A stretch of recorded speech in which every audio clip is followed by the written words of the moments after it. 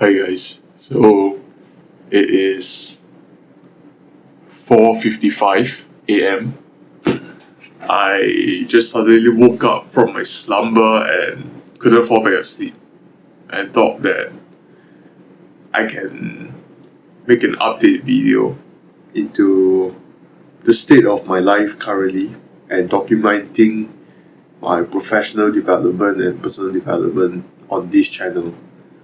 And I know I promised to have consistent video on this channel too, not just on my fat loss channel, but over the past few weeks I've been working on a few things, mainly on just doubling down onto my goals and making things happen, having more experiences in life. And as a result, I had a period of time whereby I kind of feel lost and not sure if what kind of content, how do I make the content, and I just lost that drive in the sense that I want to make videos because I think that that is the right path forward, but I haven't found myself. I am in a very transitional period in my life, so I wanted to just take some time to figure what I want to do, then make more videos. And currently, I am one step closer. Don't ask me how I know that, of figuring out. So I haven't totally figured out things yet. But I do know that the only way to generate answers, to find more clarity, is after you have journaled, after you have known about yourself, and after you think that there is a certain direction for you to follow, and there's no other new ideas to come out. You don't really need any more ideas, you just need one that sounds like a 51%. A decision that is over the 50% line. You're 51% sure that that is the right path forward. Just go and take it. Currently, that's the thing that I'm doing. I went for some job interviews just to figure out what is out there for me so that I can start on just working on gaining experience, meeting new people, doing the hard things. And I've settled down on sales because in my mind, high ticket sales items are only viable for those people that are willing to work hard, because high ticket sales item requires more than just persuasion. It requires building the connection. It requires selling multiple things to one person or one organization. And hence, I realized that in order to maximize my growth and fail more, I have to learn high ticket sales item. And high ticket sales item simply just mean that the sales item that you are transacting requires a huge amount of monetary, basically just a huge load, like shitload of money. Like one transaction could be 10k, one project can be 20k, 30k. That is high ticket. Instead of the usual sales that I used to do, the promoting jobs whereby one ticket is, let's say, at most 500, then you gain like a $50 commission or $100 commission or a $1,000 ticket. The lifetime value of the customer should be 30 to 50k, so that I get to really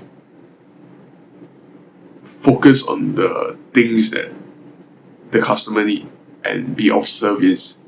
Because at the end of the day, when we are doing sales, it sounds like sales have a bad rap in general, although we all know that sales is a required thing in our everyday world. We are always selling ourselves. We are even content. I am selling you to listen to me, to watch my videos, to spend your attention and your energy into digesting whatever they're putting out. So sales is important, but how do I not fall into the trap of just following a script and trying to get people to buy the things they don't need? So the other day, we are trying to get people to buy a feeling, to buy, let's say, you are buying you're selling a robo vacuum cleaner that roams around the house. So you're selling convenience, you're selling free up time, you're selling a clean house. A house that after a tired day at work, you go back, you can just sit down and walk around, seeing your house in a cleaner state than you left it. Just an example, but the feeling there is that you get a clean house every day and you get less argument between your spouses or your kids not wanting to clean the house or whatever. So why I have settled in is to do sales in the realm of interior design. I made that decision kinda, I wouldn't say impulsively. I did do some thinking, and what is the worst that can come out of it? That is my thought. Firstly, interior design in a general sense, I have interest towards that always. I always think that having a nice house, having a nice interior, I used to watch a lot of desk setup videos. Of course, interior design is hugely different because there are a lot of different materials. There are the flooring, there are, I don't know, the walls or statement pieces, cupboards, everything. Like there are so many aspects to interior design, and you have to do the space planning, you have to do the 3D modeling, which is all the technical stuff that I have zero experience in. But there are companies out there that are willing to train you up so that as you are getting sales, as you are winning, you're earning the company money and you're gaining huge amount of experience, and you have to meet people, meet clients, new co-workers, new bosses, new mentors. It's a sort of apprenticeship. You are kinda someone else's 2D, someone else's apprentice for a while. And it is a more transparent industry in the sense that everything is put in front of you. It's whether you are willing to work at it and be aware of your value and how you can improve. So it's really dependent on proactivity. Of course, you can get handheld into victory, into success, but that is not really success in my opinion. If you don't gain any skill or you don't gain any self-leadership, leading yourself into the right direction, knowing what to do, and if you don't know what to do, ask people, try to get opinions, try to ask questions, try to ask yourself first, journal down, what am I doing wrong? What do I need to learn now? How can I improve? What are the top people in this industry do? How do I find those people?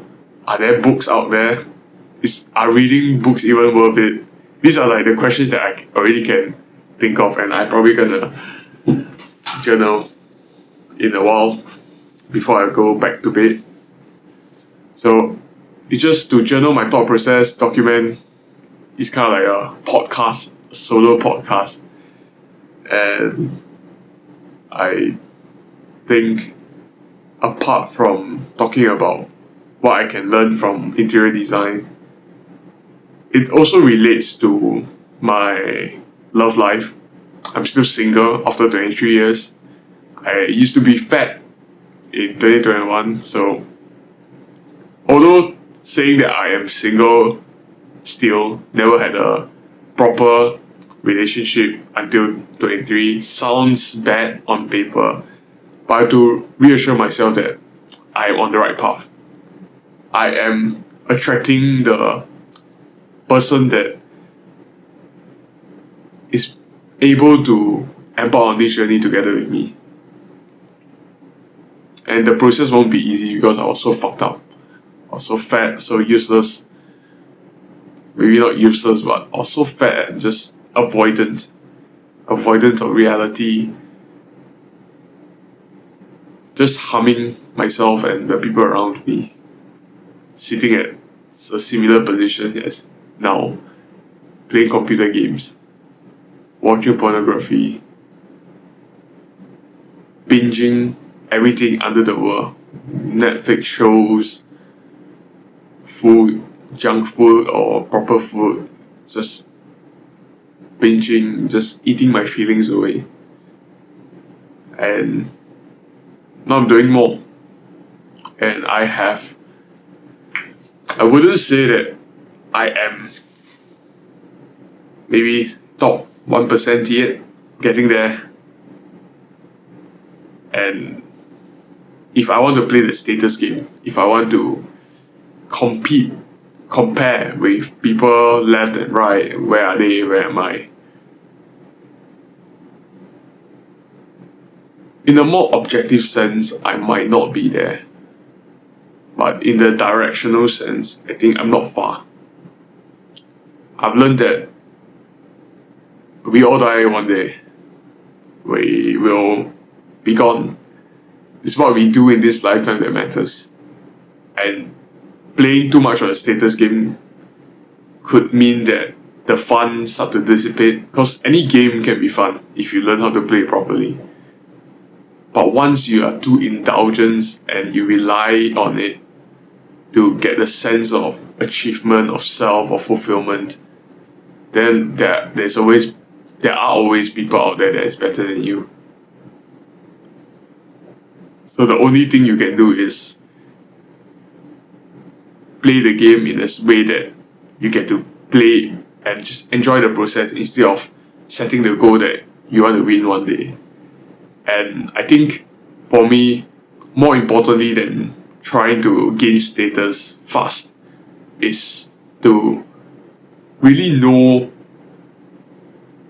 how to make it fun, how to make it enjoyable, how to make the entire process enjoyable, specifically tailored to you. What are your interests? Who are the kind of people you can vibe with? Are you sacrificing things that you really value? Are you sacrificing your dignity? Are you willing to network with someone that you don't really like just because they are better at something than you, or they have status or something? You want to win them over, 巴结他们. These are the things that we all have to really think through. I haven't made this style of video in a while, just unfiltered. I've been recording for like 13-14 minutes, and I'm just trying to organize my thoughts in person, or like in real time with you, the audience. And I think that if you are someone out there that is trying to be useful to society, which, like it or not, that is kind of how we value ourselves, how society value us, and we all want to feel important. So a good way of feeling happy is first to choose to be happy, frame everything under the positive light. To think that everything is contributing towards something and you are someone that can do it. So after you choose to be happy, then you will start to feel better, feel happier. A shitty situation you were able to naturally, or because of that choice, the initial first choice of I want to be happy or I am happy, then you go and frame it under a positive light. Let's say you're stuck in traffic or the bus broke down. You'll make it fun. You'll exercise your agency, your proactivity, make things around you go your way. Make it fun because you want to enjoy the little time that you have on this earth. You make every day exciting. And on the more dull day, on the more laid back day, you have systems in place to ensure that your energy level when things are happening will be up, will be high, will be magnetic, will attract like-minded people. And those systems can be habits, can be gymming, or could be accountability systems, having friends to force you out, put yourself in friend groups or professional settings that will keep you accountable. And you are grateful for them and you will try your best and give back.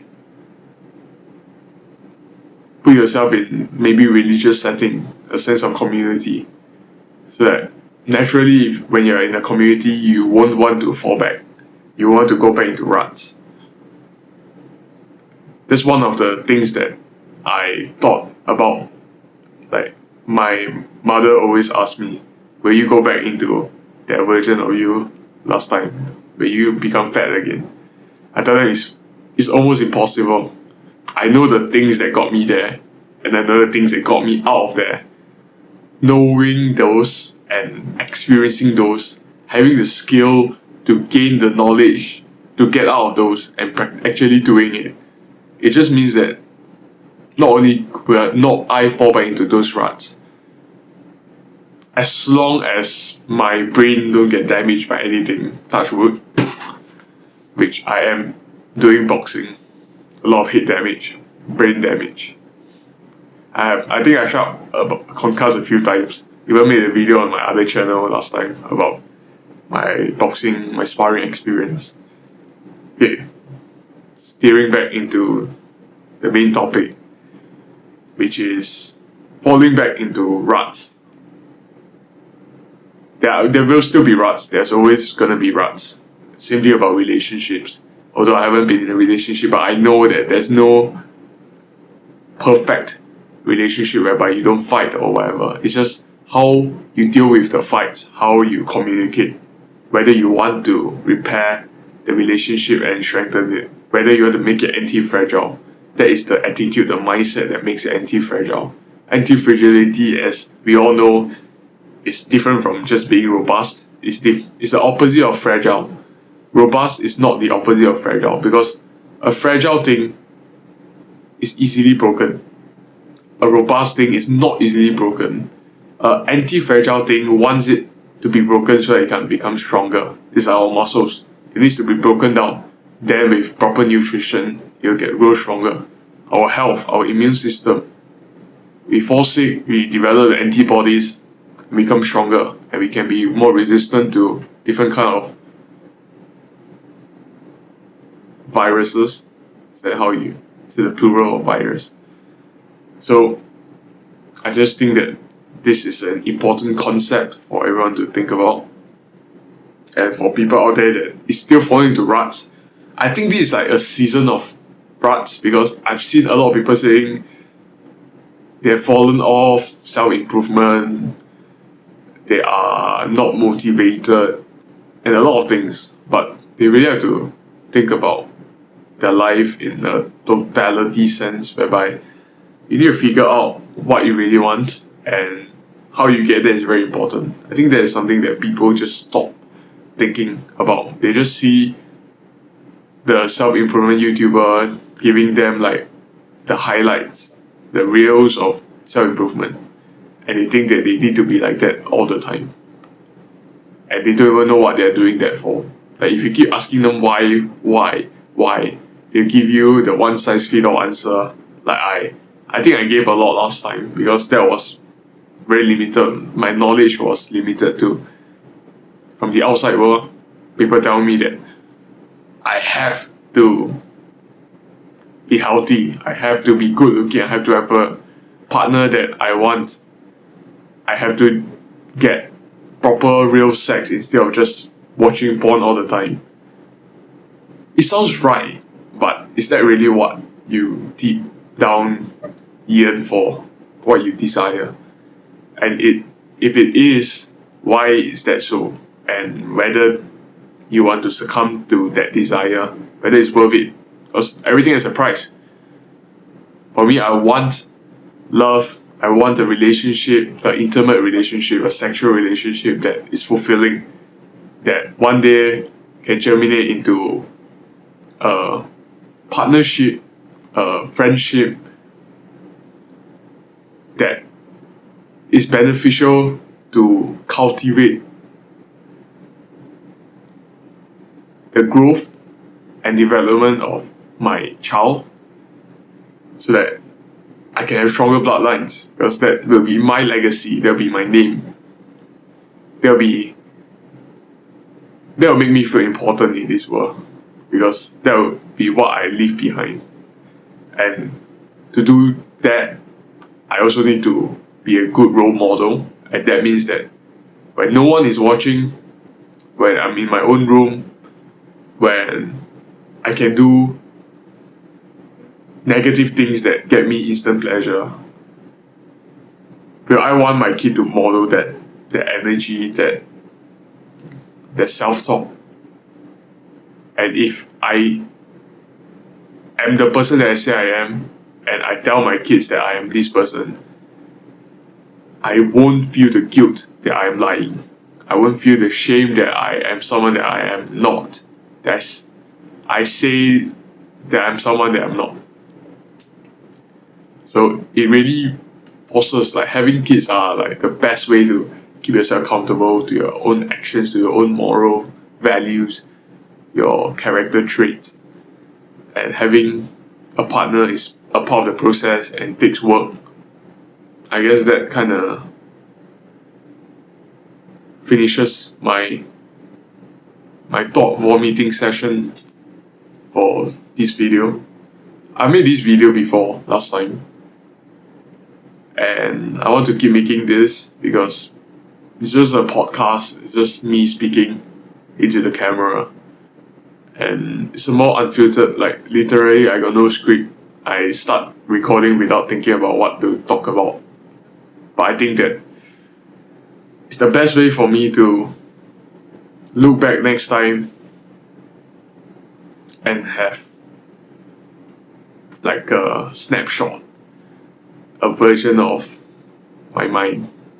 The state of my mind is captured and uploaded onto the internet, so that people that might be interested can have a listen. I don't speak in a way whereby I am giving concrete advice. I also don't speak in a way whereby it's only relevant to my own life. I try to relate my own experience to yours, and I don't know yours, but I still try, because I think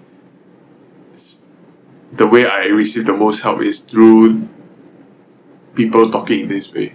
So I want to pass it down and inspire, because currently I think I'm doing quite well.